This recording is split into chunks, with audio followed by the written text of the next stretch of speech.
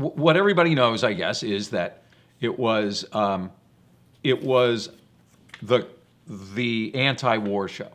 It was a Korean war show about the Vietnam War, and I think one of the legacies of MASH that we haven't talked about that people probably in the entertainment business a lot of them think about is that Larry Gelbart,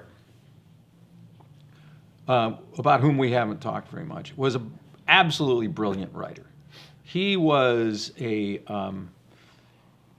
just the experience of going in to meet with him on that episode that they never shot, the tub, was a great experience. He was a lot like Paddy Chayefsky, and another guy we worked with at one time, Danny Arnold, was that same kind of guy. These were these bigger than life, incredibly smart, driven, creative people. And Larry had worked on, when he was a kid, he was writing for comics and had been in New York writing on shows. Not Caesar's Hour? Not show shows, just Caesar's Hour.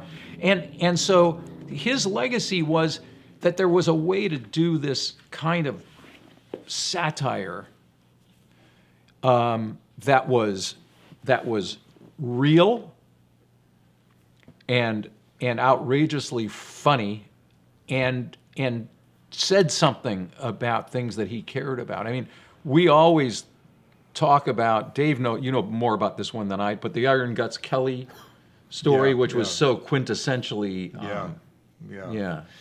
Iron Guts Kelly was sort of a classic MASH episode that I believe Larry wrote with somebody else, and I just can't remember who at the moment, but having to do with a big three-star general who visits the MASH unit, has a brief fling with Margaret, and then called Hot Lips.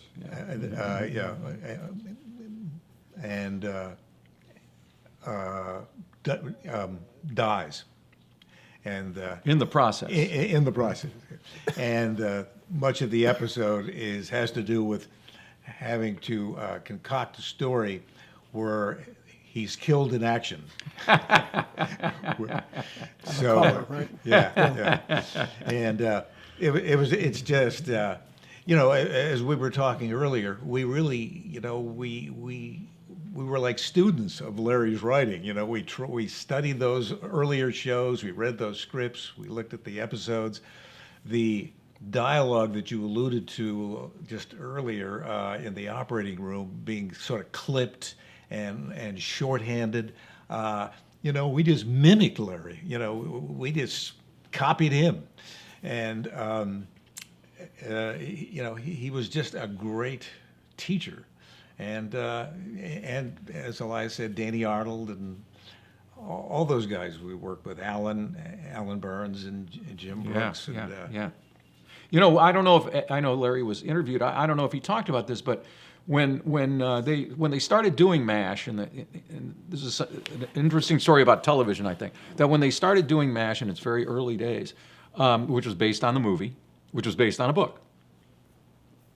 It was a little bit old-fashioned. It was kind of an old-fashioned kind of show. I remember we saw some sort of locked, whatever they call them, locked door English mystery kind of episode they did with Hawkeye, pretending to be that kind of a Sherlock Holmes kind of character, and the shows weren't particularly good, and Larry, I guess, realizing that they had to do something different, had this idea. The idea was, if I remember it correctly, that at the MASH unit, an old friend of Hawkeye's, who I guess was a reporter or something like that, comes through the MASH unit, and they have some drinks and talk about the old times, and then the guy goes up to the front and is wounded and comes back to the MASH unit, and they have to operate on him, I guess Hawkeye, and they have to operate on this guy, and he dies.